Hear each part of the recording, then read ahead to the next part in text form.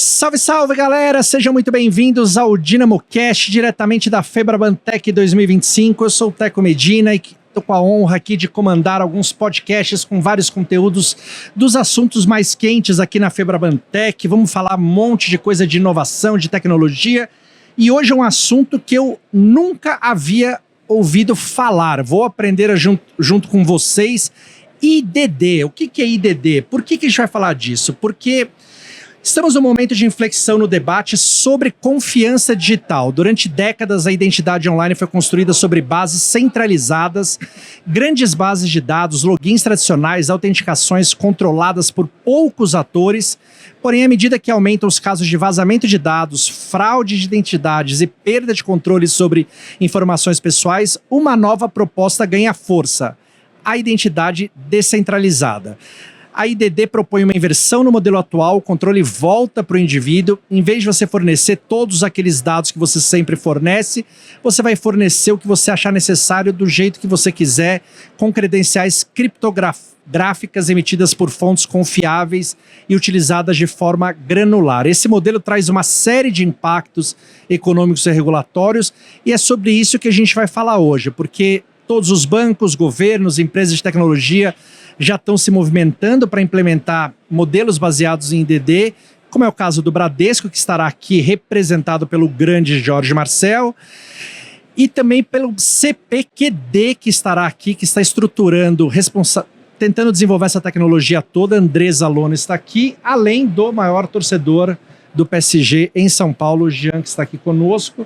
Jean, faça as honras aqui, apresente nossos convidados direito, dê as credenciais que eles merecem. Obrigado, Teco. E eu quero agradecer muito, ser Andrés aqui do CPQD. O CPQD é nosso grande parceiro nessa questão, principalmente, de identidade descentralizada, que é um tema complexo, efetivamente, que a gente vai conversar. O Jorge aqui também, que é um dos casos mais relevantes aqui do uso dessa tecnologia no Brasil e provavelmente no mundo também. Então, você falou de credenciais criptográficas, né? A Dynamo, ela a nossa grande especialidade aqui na Dynamo é a proteção de dados, de transações e de identidades, né? A gente tem uma grande expertise nesse tema de identidade, temas de autenticação, temas de certificação digital. A gente trabalha bastante com temas da ICP Brasil, na geração de certificados digitais. E é um pouco nesse contexto que a gente entrou nesse tema tão relevante que é a identidade descentralizada. Então, é uma nova forma de você poder... eu queria que eles explicassem, para mim, para quem não sabe, do que a gente está falando. Os craques são eles mesmos. A gente então trabalha ali no pano de fundo como uma das peças de segurança nessa criptografia, mas toda a solução foi elaborada pelo CPQD. E a gente tem aqui os dois melhores especialistas. Então vamos lá. Favor, quer começar, Andressa? Posso começar. Explica pra gente o que é isso, por que a gente está caminhando para isso, por que isso é diferente do que a gente tem hoje. Se você puder explicar para caras como eu que não têm a menor ideia do que a gente está falando. Então tá bem. Bom, obrigada, pessoal. Obrigada pela oportunidade de estar conversando com vocês nessa tarde. Vai ser um papo bem interessante. E na tua abertura você já falou muitas coisas muito relevantes a respeito do tema, né? A identidade descentralizada, ela é uma tecnologia que permite que cada um de nós consiga carregar com a gente mesmo as credenciais que a gente tem, da mesma forma como a gente fazia com as nossas credenciais físicas, né? Com documentos, RGs, carteira de motorista, passaporte. Quando a gente fala dessas credenciais físicas, a gente tinha uma pluralidade de credenciais, cada uma que a gente usava num contexto, para uma coisa diferente, né? Passaporte para viagem, CNH para te habilitar a dirigir. Algumas a gente carregava com a gente dentro da nossa carteira, credenciais de uso diário. Algumas a gente guardava lá naquela gaveta do armário para quando precisasse. Então ali entre os nossos diplomas, carteiras de vacinação, título de eleitor que usa a cada 2 anos. E cada uma delas cumpria o seu papel lá no mundo físico. Isso funciona muito bem durante nossa jornada aqui pela Terra. E com o advento da internet, a gente começa a sentir uma crise de confiança nessa identidade. Né? A gente vê ali, hoje, o cenário real, onde a gente vê contas falsas, roubos de dados, todo mundo aqui já teve seus dados, né, vazados. E principalmente na questão da identificação, porque na internet ninguém sabe quem está do lado de lá da tela. Tá. Né? A gente não tem uma comprovação de fato. E no começo das nossas jornadas digitais, nasceu então essa necessidade de ter essa identidade. O primeiro modelo surgido foi o modelo centralizado. Mas assim, isso só para dar um passo para trás. Sim, claro. A gente começa com essa história de quando a gente entra para o mundo digital, mas no mundo real a gente está coexistindo com as coisas físicas ainda. Sim, elas continuam existindo. Para o mundo digital é que começa essa demanda de ter uma outra identidade ou não? É a tua representação no mundo digital. Tá. Né? Porque as nossas jornadas acontecem no mundo digital. Tá. Né? E aí, nas nossas primeiras jornadas, cada provedor de serviço criou a sua própria identidade. Então, para fazer uma compra num determinado site ou, enfim, contratar um serviço, aquele site provia o teu acesso. Então, você ia lá, entrava numa página, digitava os seus dados, autodeclarava os seus dados e aqueles dados ficavam de posse daquele provedor. Tá. Qual que é o primeiro problema disso? Quem garante que aqueles dados são reais? São dados autodeclarados. Eu fui lá e coloquei os meus dados, preenchi os meus dados. Então, é algo que é passível de fraude. E de erro também. E de erro. Também de erro. Um segundo ponto. Uma vez criado essa credencial ali, essa minha identidade dentro daquele provedor, aquela identidade é daquele serviço. Eu, como usuária, não consigo carregar aquela identidade e utilizar em outros lugares. Por isso que a gente tem que ficar preenchendo as coisas em todos os lugares para sempre. Exatamente. E essa fragmentação dos dados, primeiro que traz um problema de segurança, né? Dados fragmentados com, muitas vezes, questões aí de segurança questionáveis, né? Permite ali ser alvo de hackers, de ataques, de roubo de dados mesmo. E esse processo é um dos processos de identidade mais piores experiências do usuário dentro desse mundo, né? Onde eu tenho que preencher formulários gigantes várias vezes para cada serviço que eu quero trabalhar. Então, isso é o primeiro modelo de identidade que a gente começou a trabalhar. Essa experiência é ruim no mundo digital e no mundo real também, Exato, né? naquela prancheta, né? Toda vez que você vai em algum lugar, você preenche hotel, preenche a mesma coisa, Exatamente. Né?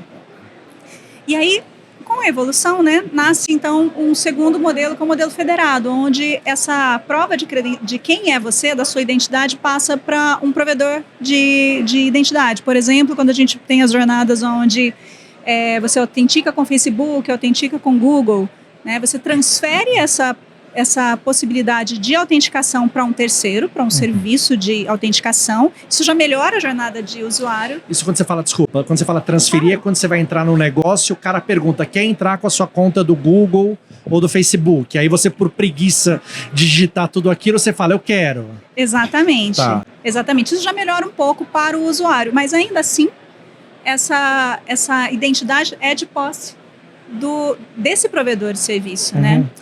E aí que entra a identidade descentralizada. É uma forma que a gente tem de trazer essas credenciais, os seus dados, dentro da tua carteira digital. Né? Então, como é que isso funciona? A gente começa a falar de um ecossistema unindo atores, né, que são emissores dessas credenciais, emissores de confiança. Por exemplo, um serviço público que ateste os seus dados pessoais. Um emissor, por exemplo, do título de eleitor que a gente falou anteriormente, uma empresa que te forneça uma credencial verificável do seu endereço, por exemplo, uma utility, uma provedora de água, luz, né, que pode te oferecer isso, bancos te oferecendo uma credencial de cartão de crédito, e tudo isso armazenado dentro da tua carteira digital, descentralizadamente, tá? Aqui, da mesma forma que a gente guardava os nossos documentos físicos na carteira, agora os documentos digitais dentro de uma wallet. E de posse disso, eu posso, nas jornadas que a gente tiver, simplesmente chegar e apresentar essa minha credencial, provar os meus dados. Mas desculpa, mas aí quando, por exemplo, o Bradesco me mandasse o cartão, teria alguma coisa mostrando que aquilo é verdadeiro, real, que aquilo é meu mesmo? Tem algum, sei lá, selinho de autenticidade? Não? Esse emissor, ele é um emissor digno de confiança, né? Tá. Imagina um serviço público, por exemplo. E até um caso, nós estamos lá no CPQD desenvolvendo um piloto com a Secretaria de Governo Digital para, dado um recorte da população, que vamos trabalhar inicialmente com 300 mil credenciais nesse formato, tá, para gerar uma credencial de cidadão. Então, já é um primeiro movimento onde a gente vê esse mundo acontecendo, onde o governo, que é um órgão idôneo, me concede, me dá essa credencial, me oferta essa credencial, eu aceito, guardo na minha carteira e posso utilizar nas minhas jornadas. Posso chegar lá no Bradesco, por exemplo, e apresentar essa minha credencial para seguir com o processo de abertura de contas, por exemplo, ou emissão de cartão, enfim, dentro das jornadas do banco. Porque dentro de um ecossistema onde esses emissores são validados, né, para que façam parte desse processo, seguindo também não só questões tecnológicas, mas também regras de governança que têm que ser estabelecidas dentro desse mundo, né, desse ecossistema que está se formando, a gente cria essa confiança entre quem emite e quem verifica, quem valida, fazendo com que a gente tenha essa confiança de forma descentralizada, não só numa entidade, mas sim nesse ecossistema formado e gerido por essas regras de confiança que nós temos. É isso? Tem mais... Porra, eu acho que já entendi. Já saí do zero agora. Eu acho que vale a pena a gente estender um pouco aquilo que a Andresa estava explicando, de como foi a evolução do seu processo de onboarding digital. Então, no começo, você literalmente digitava tudo. Né? Digitava seu nome, seu endereço, seu CPF, seu e-mail, seu celular. E que ela falou, é uma informação autodeclarada, eu tenho que confiar que quem está provendo aquelas informações era quem ela se dizia ser. E aí eu tenho que verificar se aquelas informações estão corretas ou não. Né? Será que eu tenho alguma base que me ateste que, de fato, a Andresa, com esse CPF, mora nesse endereço? Então, depois, né, quando você começou a ter celulares melhores, uma conexão 3G, você pediu o quê? Tira uma foto de um comprovante de residência. Tá. Só que uma foto, ela é completamente editável. Então, um cara bom conseguiria facilmente editar uma foto e falsificar o endereço do comprovante de residência, por exemplo. Eu lembro que uma vez, isso foi em 2013 para 2014, eu estava mudando de apartamento e eu encontrei ali um imóvel e a financeira, na época, uma financeira que eu cheguei a tentar fazer o crédito imobiliário, meu crédito imobiliário é com o Bradesco, tá bom? Mas a financeira com que eu sondei ali primeiramente, ela pediu para eu fornecer um extrato bancário de 3 meses. E assim, eu fui desenvolvedor no passado. Então, se eu quisesse fraudar o meu extrato, porque o que acontece? Quando você vai fazer o financiamento imobiliário, o valor da parcela não pode ultrapassar 30% do seu ganho bruto. Sim. Então, se eu quisesse adulterar o meu extrato bancário em HTML, lá do Internet Banking, para falar que eu ganhava o dobro ou o triplo, seria muito fácil. Sim. Então, simplesmente eu pegar um screenshot daquilo e mandar, não prova nada. Tá. Então, o grande problema é, eu posso confiar nas informações que o usuário está mandando para mim? Eu posso confiar que o usuário é quem ele diz ser que ele é? Então, uma forma de eu contornar isso seria o seguinte, tá bom, me dá só o CPF da Andresa e eu vou consultar as bases de dados diversas que já tem essas informações da Andresa. Ela não precisa me fornecer. Eu vou e consulto, eu posso confirmar com ela. Só que por causa de LGPD, tem a questão do consentimento. Tá. Então assim, Andresa, eu vou consultar lá na Enel o seu endereço residencial. Aí eu bato lá na porta da Enel, via API, né? Você poderia ter uma integração assim via API, bato na porta da Enel e falo assim, Enel, eu quero consultar o endereço desse CPF. Deixa eu consultar a minha cliente para saber se ela consente em que eu compartilhe o endereço residencial dela com você. Sim. Dá para montar dessa forma também. E eu já tenho um ganho absurdo aqui de confiabilidade, porque eu estou indo direto na fonte emissora daquela informação. Agora, na identidade digital descentralizada, o usuário fica de posse das credenciais, então a Enel, a Sabesp, a Comgás, uma administradora de condomínio pode emitir para você uma credencial e assim, como é que funciona essa emissão? Você tem o emissor, você tem o usuário e você tem um consumidor. O emissor vai assinar digitalmente com a chave privada dele, aqui que entra também bastante a questão da Dínamo e da proteção dessa chave privada. Essa chave privada é o grande segredo que tem que ficar trancado ali num cofre e ninguém pode ter acesso, senão vai ficar muito fácil falsificar essas informações. mas essas empresas assinam aquele certificado, aquele atestado, né? Dizendo que que eu moro nesse Exato. endereço. E a hora que você recebe, você assina também digitalmente. Você não sabe que você está fazendo isso, mas o aplicativo que você vai estar utilizando vai ter uma chave privada ali dentro também, atrelada ao teu CPF ou CNPJ, como se fosse um eCPF ou um CNPJ, e você assina e confirma. A Enel, a Comgás e a Sabesp falaram que eu moro aqui e eu confirmo, moro aqui também. E aí você compartilha, da mesma forma que você compartilha um arquivo, vamos dizer assim, né? Poderia ser, depende da jornada de usuário que você quer. E agora eu, como um consumidor daquela informação, eu não preciso mais confiar se aquela informação é verdadeira, porque aquela informação já veio assinada por quem emitiu. Então eu simplifico esse processo de checagem também, mas o que eu preciso checar agora? Eu preciso checar se a informação que ela me proveu ainda é válida. Porque ela pode ter recebido esse certificado, essa credencial verificável no mês passado e agora ela já pode ter mudado de endereço. Sim. Aí quando acontece uma coisa dessa, aí entra um processo chamado de revogação de credencial. Então a Enel fala assim, olha, a Andresa já não mora mais nesse endereço.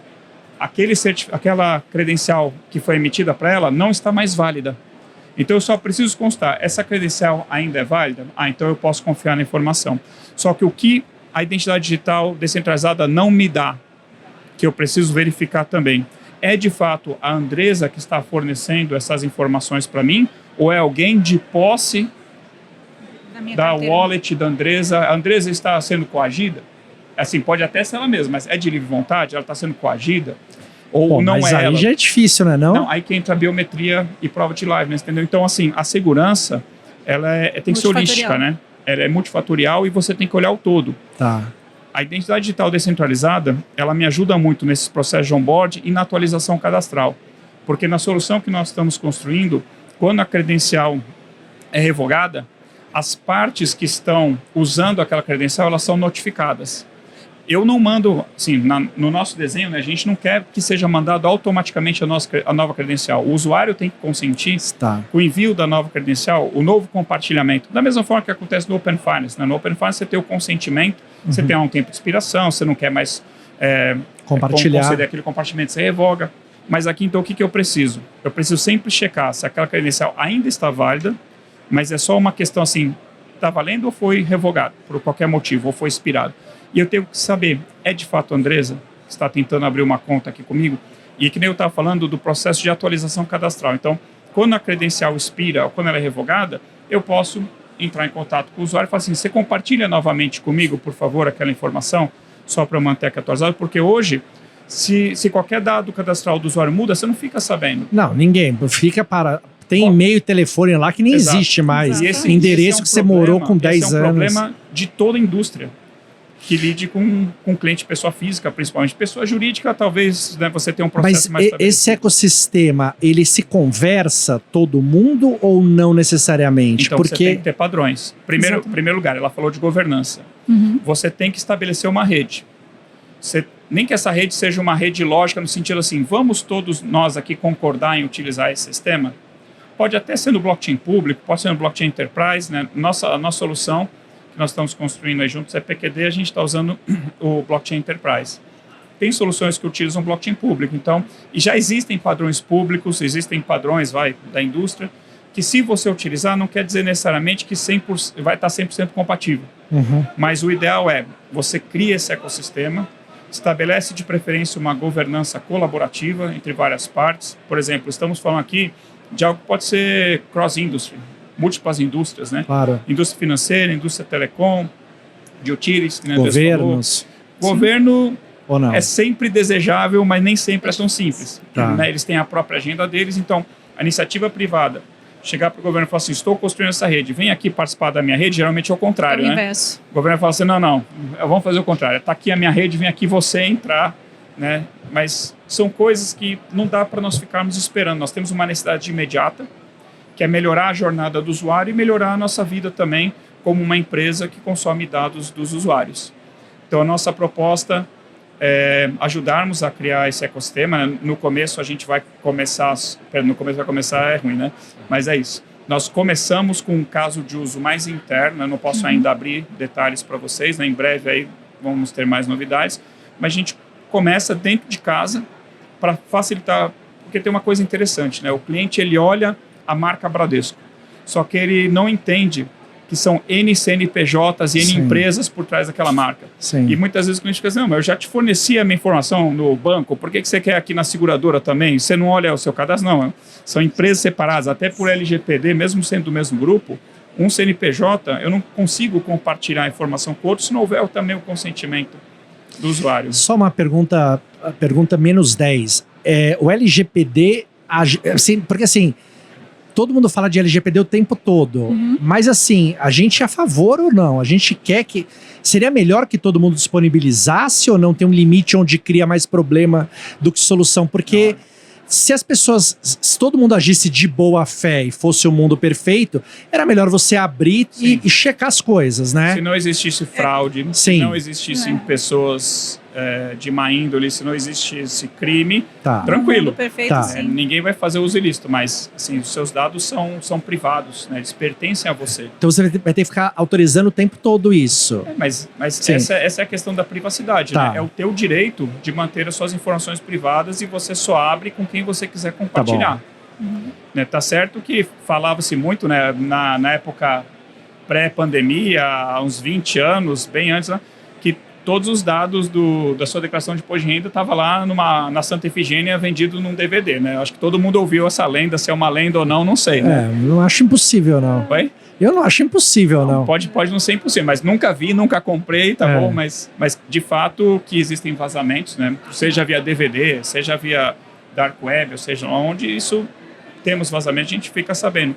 Mas você, como dono da informação, você escolhe com quem você quer compartilhar e para qual finalidade. A LGPD vai obrigar a empresa que quer consumir a sua informação a falar com qual finalidade ela está te pedindo aquela informação.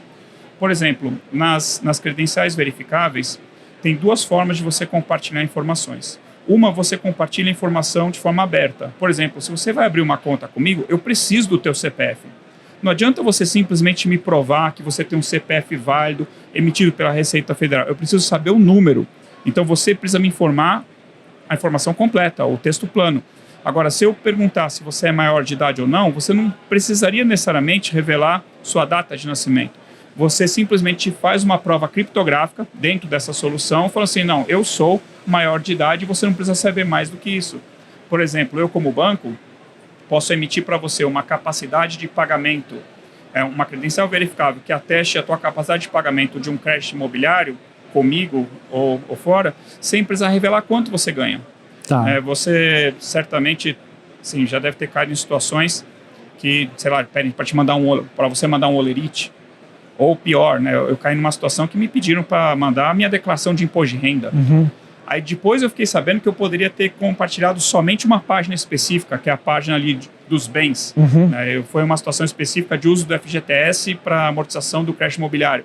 Não, manda aqui porque a gente quer saber se você tem outros imóveis no teu nome. Eu poderia ter mandado só a página dos bens. Agora, se fosse credenciais verificáveis, eu poderia compartilhar com uma granularidade muito melhor e, de repente, eu não preciso nem compartilhar informação. Eu posso atestar. Ele não tem nada a mais no nome dele em termos de imóvel. Por exemplo, eu não preciso revelar... O que você tem? Se eu tenho cachorro, se eu tenho... quantos carros, entendeu? Por que pro Bradesco, por exemplo, seria muito bom e assim, aonde seria o grande benefício para a instituição? A gente reduz a fricção no onboarding, no processo de onboarding, nós entendemos que melhora bastante a jornada do usuário. E a parte de atualização cadastral, que nem eu comentei. A atualização cadastral é crítico. Você quer manter o relacionamento com o cliente, você precisa saber se o telefone dele é o mesmo, se o e-mail dele é o mesmo, se está chegando a comunicação, se ele simplesmente não respondeu, se está chegando, como é que você vai interagir? Por exemplo, né? Não sei se você já teve esse tipo de problema, que teu cartão expirou, teu cartão de crédito expirou e mandaram teu cartão de crédito para o endereço antigo, que você nem mora mais lá. Eles pensam assim, mas eu já atualizei minhas informações no banco, mas era uma outra base, entendeu? Porque, como eu falei, empresas diferentes, sistemas diferentes na forma como a empresa foi crescendo, sistemas legados, aquisição de outras empresas. Então, às vezes, a informação está lá replicada em outros lugares também. Mas a atualização cadastral é muito importante, não só para nós, para qualquer empresa, né?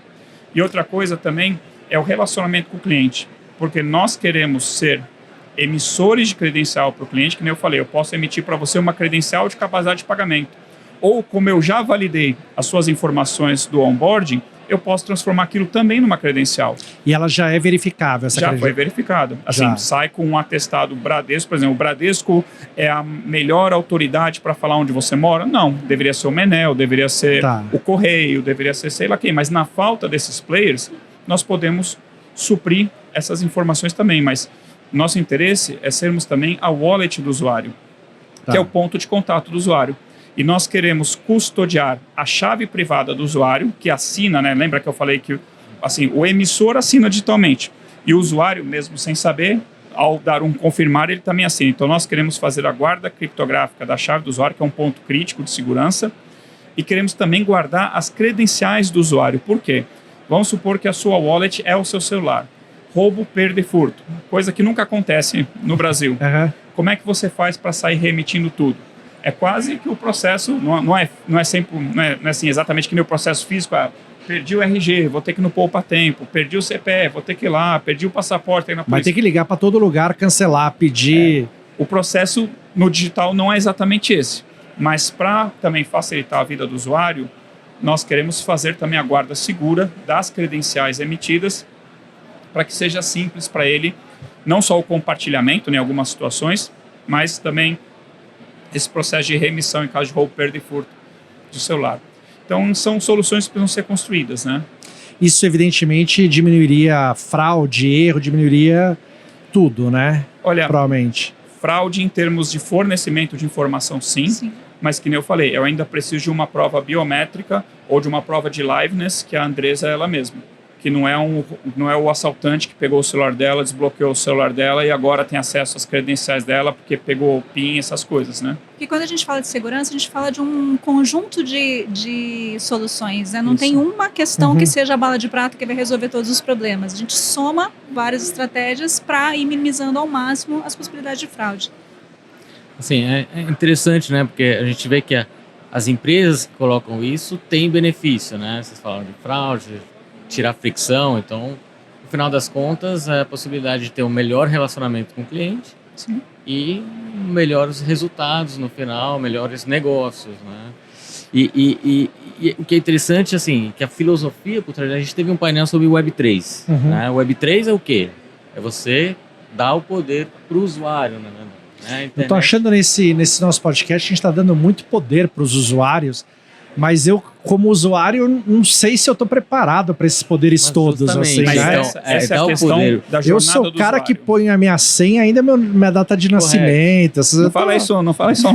Não, eu menti aqui, mas eu tô assim, eu sou bobo, assim, eu caio nesses, assim, eu não caio nos golpes de clique aqui, mas em todos os outros eu já caio às vezes. Sim, mas aqui é interessante, porque o Marcel comentou, é dar esse poder para o usuário, mas dar as ferramentas para ele. E não é por autocustódia, a gente está aqui num ecossistema, ou ecossistemas que são criados com emissores que são credenciados para emitir esses atributos, né? E validadores que vão validar.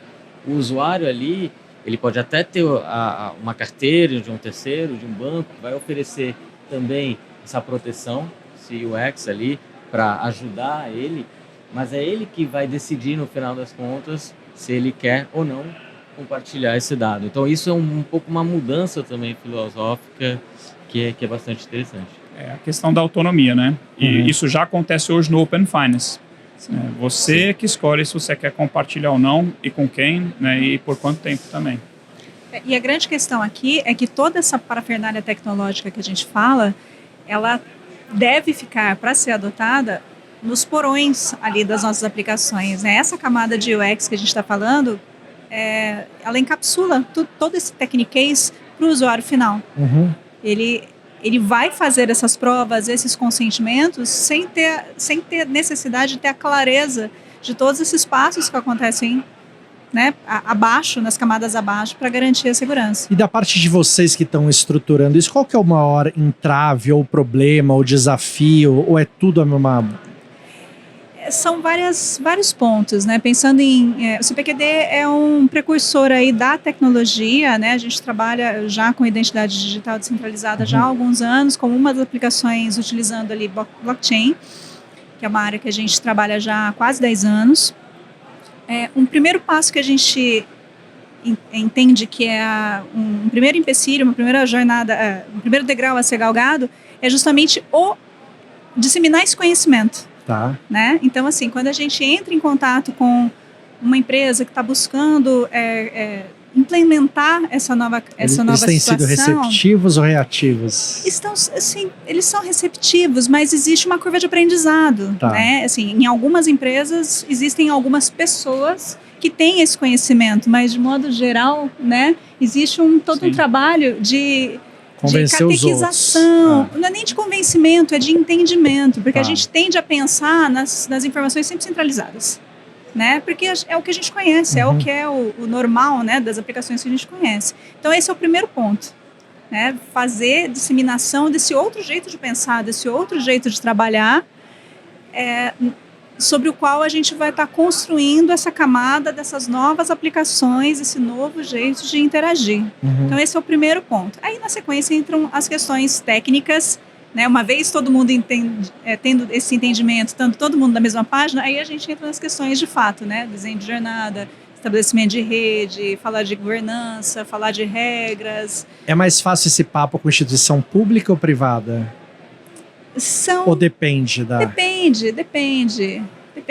É mais fácil com quem tem as maiores dores. Pronto. Exato. Quem tem hoje as maiores dores? Olha, eu acho que todo mundo sofre, mas eu acho que cada um sente a sua própria dor. Mas a questão é eu entender qual é a minha dor e entender que aquela tecnologia pode resolver essa dor. Então, acho que toda empresa, como eu falei, tem um problema de onboarding e tem um problema de atualização cadastral. E aí nós, estudando, encontramos essa solução e acreditamos que ela é uma... Assim, você tem outras opções também, que nem eu falei, eu poderia integrar direto via API com essas outras empresas, só que essas APIs já existem hoje? Não. Eu tenho que construir de alguma forma. E eu tenho que convencer essas outras empresas a entrarem nesse ecossistema também. Então, tudo isso leva tempo.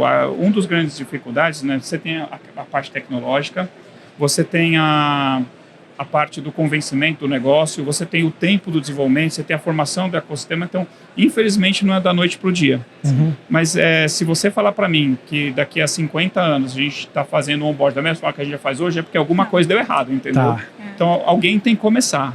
E isso leva tempo. Então, você não tem o Big Bang, né? Você não faz isso da noite por dia. É uma migração gradativa.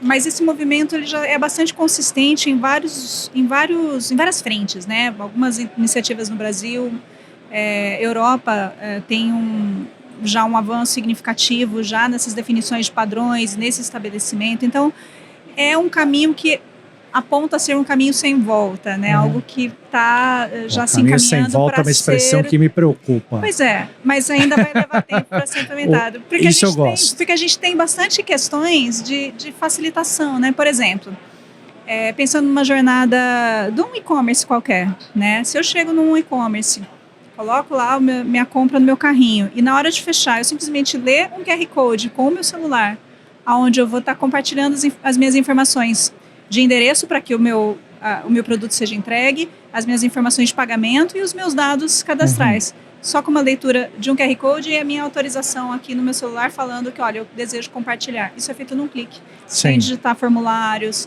e com a garantia para quem está recebendo, para o provedor, né, para a empresa que está fazendo a venda. É um ganha-ganha. Exatamente, é uma garantia de um dado validado, verificado. A Andresa falou de e-commerce, eu vou falar para vocês uma coisa que me incomoda muito. Eu resolvi parcialmente esse problema lá em casa, eu vou explicar para vocês. Quando você compra qualquer coisa aí no e-commerce, vai vir a embalagem, vai vir uma etiqueta colada naquela embalagem, com os seus dados, às vezes tem até o seu celular, então já tem o seu nome, tem o seu endereço, tem o seu celular e tem a chave da nota fiscal. Na etiqueta tem isso tudo? Na etiqueta tem. Eu nunca reparei nisso. Repare e mas destrua. não pode isso. Tire antes de jogar no lixo. Não, mas não adianta, não adianta jogar, porque já passou na mão de... Já passou, mas assim, eu destruo. Assim, depois que eu recebi o pacote, né, eu destruo aquela informação. Eu comprei uma fragmentadora de papel, por isso que eu falei que eu resolvi parcialmente, só que a fragmentadora não aceita adesivo, nunca entendeu? soube Então, dependendo... disso. Nota Bizarro. fiscal impressa em papel também destruo depois que eu recebo e aceito ali o produto. Então, assim, tem muita informação passando em texto plano por aí. Eu fico pensando, eu estou pensando em algum tipo de solução, né, que você possa, de repente, um QR Code com criptografia e só ler quem realmente pode. O correio pode ler aquela informação, nem mais ninguém. O porteiro do prédio vai saber que é para aquele prédio, para aquele apartamento, mas não vai ter a chave da nota fiscal, porque com aquela chave da nota fiscal você consegue consultar o que foi comprado, quanto que você pagou. Então tem muita informação aí passando em texto plano, que nem você falou, já passou em várias mãos. Então são coisas assim que alguém um dia dá de cara com essas coisas e fala, não, vamos ver se dá pra gente melhorar. Eu imaginei isso. Eu nem sabia que... Eu não sei se... Eu vou agora começar a perguntar se as pessoas sabem disso. Não sei se toda, assim, pelo menos nos lugares onde eu compro, geralmente vem essas informações, assim. Pô, uma loucura isso. Uma pergunta só off-topic, só para pegar o gancho de vocês.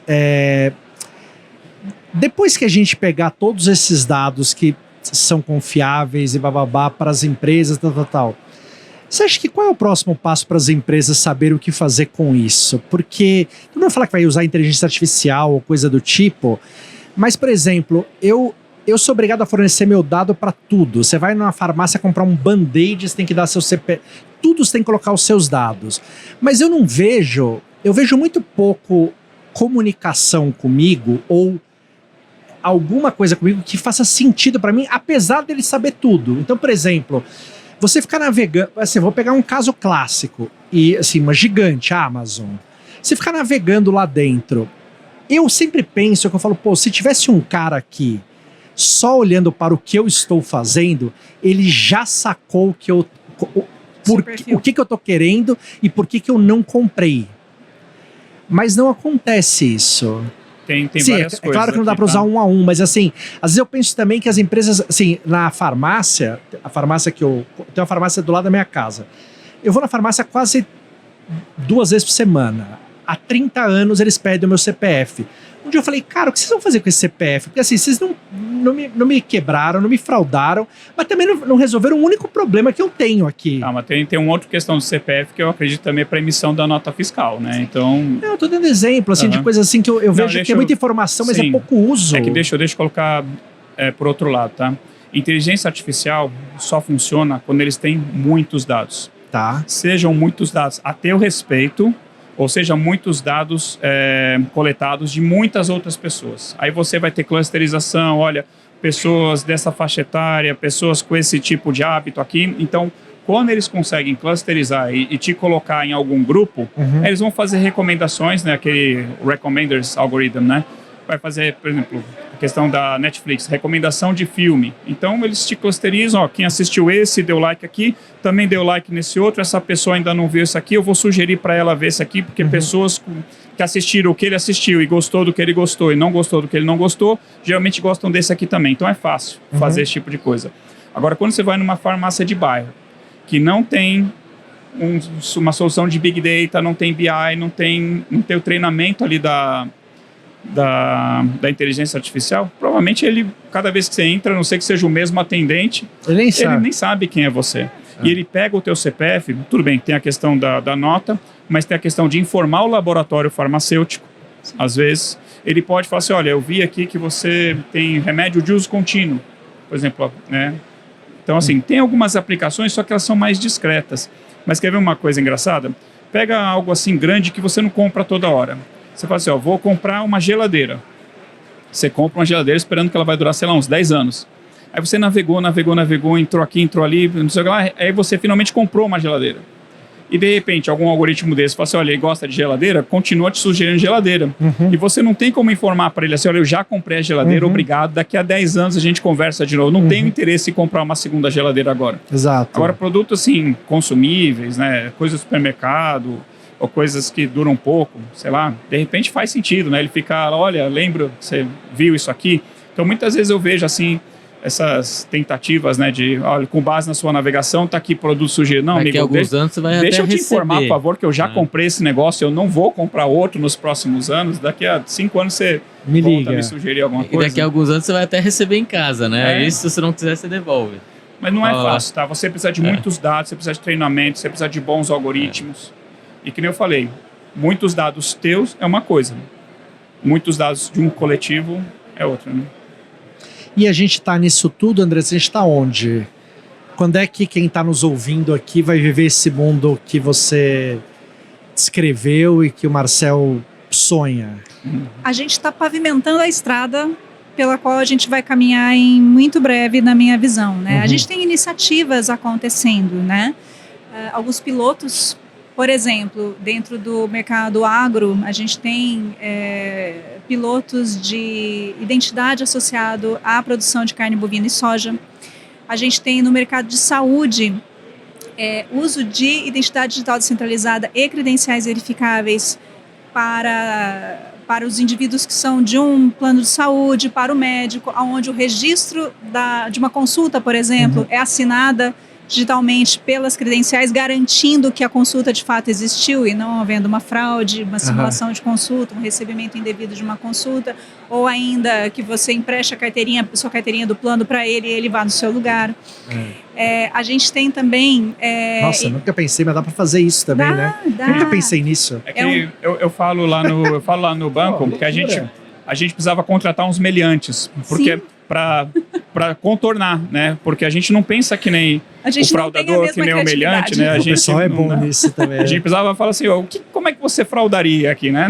Tá bom, então já deixa eu lançar aqui de mas cara. Mas isso acontece, né? Não tem aquelas histórias daqueles filmes... Tem os white hackers, né? Não, que eles pegam os caras que... Tipo aquele prenda-me se for capaz, que o cara foi trabalhar no FBI. Sim. Não, é excelente ter esse input, né, dessas informações, né? Eu preferia trabalhar só com pessoas honestas.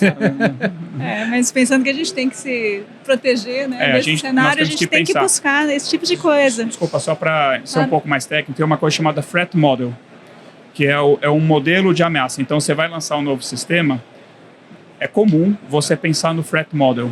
Assim, por onde que eu poderia ser atacado? Quais são os vetores de ataque? Né? E quando você fala de blockchain público, por exemplo, você tem que saber que o teu smart contract... O smart contract nada mais é do que um programa que roda nos nós de uma rede blockchain. Mas quando você usa blockchain público, os teus smart contracts estão todos expostos para o mundo inteiro, para todos os hackers do mundo.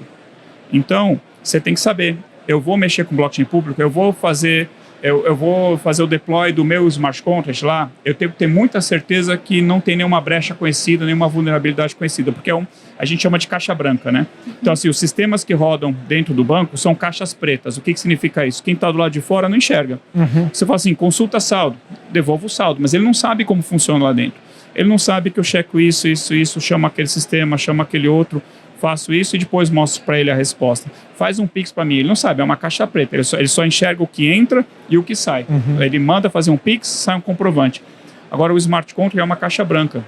Mesmo que eu não divulgue o código-fonte do meu smart contract, o binário está lá. Então, quem quiser pode tentar decompilar, pode tentar entender, pode tentar achar uma vulnerabilidade, pode ter certeza. Tem gente fazendo isso 24/7, porque você faz isso também com ferramentas automatizadas. Então, você tem essa questão do threat model, entendeu? Mas, assim, por mais que você queira criar um threat model, às vezes você não pensou em tudo, né? Acho que dificilmente a gente pensa em tudo, porque o pessoal é bom, né? É aditivo, né? Você vai sempre adicionando. Tá bom, a gente pensou nisso tudo aqui, mas fomos atacados por esse outro lado. Tá bom, então agora, na próxima vez, a gente já pensa, já adiciona isso aqui ao nosso knowledge base, né?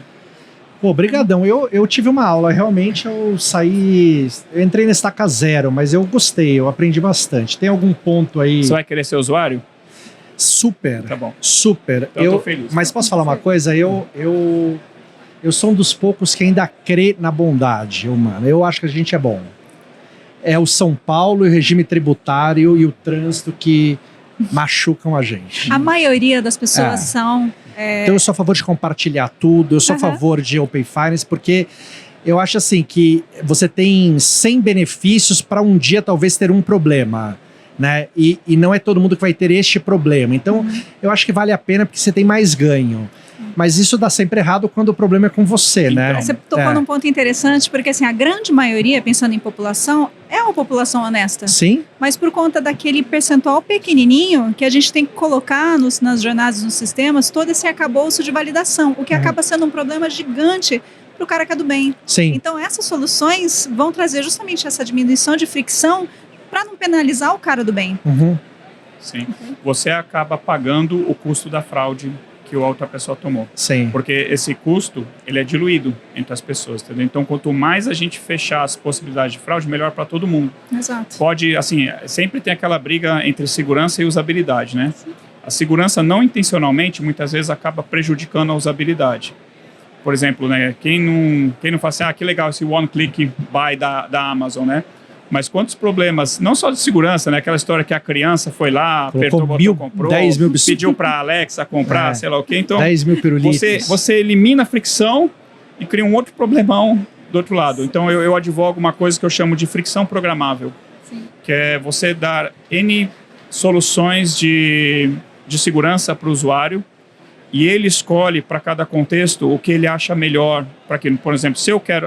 Um exemplo simples. Se eu quero fazer Pix acima de R$1.000 somente durante o dia na minha casa, entendeu? Eu configuro desse jeito. Sim. Se eu quero fazer Pix de R$0 fora da minha casa, da meia-noite às 6, eu configuro desse jeito. Mas isso é o ideal, é perfeito, eu acho. Isso é o básico. Isso é o básico. Dá para complicar muito mais. Com reconhecimento de íris, de palm e vem, de biometria. Isso resolve muita coisa, assim, né? De você... Sim. Eu acho legal. Sim. Mais alguma coisa, chefe? Sim, assim, eu acho que Bom, com certeza, para mim, o principal desafio é a construção desses ecossistemas. É o tema de você difundir isso e fazer com que tenha a adoção disso, dessas redes, né? Tanto dos que verificam, que tem benefício com isso, como também de novos emissores ali que, de alguma forma, também vão criar negócios com isso, vendendo credenciais também e utilizando essas credenciais. Então, o Bradesco, assim, nós vamos ser as três coisas nesse ecossistema.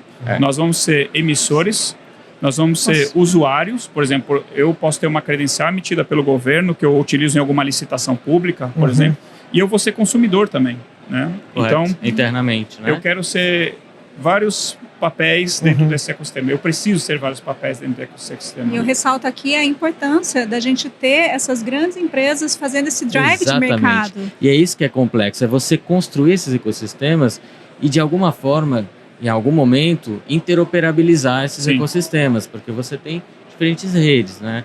O Jorge falou de uma blockchain enterprise, por enquanto, né? Então, por enquanto, você está numa rede ali que é formada pela empresa ali, uma rede permissionada, que a gente chama, mas em algum momento ela vai provavelmente ser composta de outros participantes, né? Então, esse com certeza é o desafio mais complexo. Se me permite, só para dar um detalhe importante, nós não estamos armazenando informações pessoais identificáveis na rede blockchain, por questões de LGPD. Né? Na rede blockchain vão ali os identificadores dos emissores de credencial, né? A gente quer ver se coloca ali aquela questão da revogação de credencial ali também, mas o CPQD comentou um pouco sobre LGPD em cima disso, então a gente está resolvendo de uma outra forma. Mas é importante dizer que não tem informação pessoal identificável gravada no blockchain. Por quê? Você teria problema... Não paga mais. Você até consegue. Mas, é meio difícil, né? Se você tiver a governança, se tiver prune, essas coisas, né? Já você entende mais. Você até consegue apagar, mas no blockchain público já é outra história. Aí já era mesmo. Se vazar ali sua informação e estiver gravada lá, não tem mais como apagar mesmo, está espalhado. Tá? Então temos todo um cuidado também na construção. Só para complementar uma coisa interessante, é que a gente falou aqui de empresas conhecidas e confiáveis como emissores de credencial. Eu até brinquei com o Fernando Marino. O Fernando Marino é uma pessoa lá do CPQD, especialista em várias coisas, entre elas também identidade digital descentralizada, que num evento que nós estávamos, ele falou disso, né, de credenciais verificáveis emitidos por empresa. Falei, respeitosamente eu discordo de você. Por quê? Qualquer um, na minha visão, eu quero que qualquer um seja um emissor. Eu quero que o Jean, como pessoa física, possa emitir uma credencial, por exemplo, que eu sou um amigo dele. Então o Jean vai dar uma festona, em vez dele colocar uma lista de convidados ali na entrada e eu chego lá, não, tá aqui, ó, tenho uma credencial de amigo do Jean. E o verificador vai ser meu condomínio. Vem pra festa. Cheguei pra festa. Vai ter ali porteiro, um leitorzinho ali, entendeu? Então, eu acho que tem casos de uso sensacionais que as pessoas físicas vão poder emitir também as suas próprias credenciais, seja de amigo, seja de parente, esse aqui é meu cachorro, sei lá, não sei, né? As possibilidades vão sendo infinitas, né? Conforme as necessidades surgem, a criatividade das pessoas. Então, assim, o desafio de adoção é o principal, com certeza. Mas o desafio tecnológico que permite tudo isso no pano de fundo tem o desafio de segurança, né? Sim. Porque você tem um risco reputacional, uma nova tecnologia, se tem algum furo aí na raquete, tem o risco, né, de desmoronar tudo. Então, é aí que em parceria com o CPQD a gente entrou nessa jogada, né? E a gente... Jorge, você falou um pouquinho, né, da onde que a gente participa. A gente participa em vários aspectos da jornada ali. Né? A gente participa na parte da emissão da credencial. Essa credencial é emitida com uma chave criptográfica, uma chave especial ali, que é feito com um algoritmo criptográfico diferente, mas ali tem uma chave que é utilizada. Se ela vaza, alguém pode gerar credenciais. Na parte do usuário também, ele tem uma chave que pode estar com ele, mas pode estar numa carteira custodial, feita por um banco, que vai armazenar essa chave. Aqui a gente entra também nossa tecnologia para armazenar essas chaves em segurança. Na parte do verificador também, ele precisa realizar um processo ali criptográfico que necessita alto desempenho, alto throughput, para poder verificar se aquela credenciais são as válidas, se elas estão ainda ativas e tudo mais. Então isso aqui na camada do usuário. A gente pode até adicionar, você falou de biometria, né? Sim. A gente tem soluções de biometria também que são utilizadas. A gente está trabalhando nesse tema da palma da mão, né? Da biometria com a palma da mão. Então isso integrado a isso permite também aquele arcabouço de verificar que a Andressa é ela que está utilizando a sua credencial verificada. E por fim, quando a gente está falando desses ecossistemas, por enquanto são redes blockchains permissionadas, né? Então são participantes ali, quando a gente fala de uma rede blockchain permissionada, são participantes selecionados, né? Não é qualquer um, não é como uma blockchain pública, qualquer um pode entrar ali, rodar um nó, que a gente chama, que é um participante de uma rede que faz essa rede girar e fazer com que esse ecossistema possa funcionar. Aqui a gente entra integrando nossa tecnologia nesses participantes, nesses nós. Então aqui é um tema bem técnico, mas esses nós eles utilizam também chaves de identificação para esses nós serem primeiro se identificar entre eles, né, com os grandes participantes daquela rede. Eles precisam se identificar e eles fazem esses mecanismos de verificação criptográfica, de assinatura criptográfica, colocando isso nessas tecnologias que a gente oferece de hardware criptográfico, obviamente acrescenta muito na parte da integridade dessa rede, na segurança dessa rede. Então, assim, a gente está trabalhando aqui junto para evitar qualquer risco sistêmico, né?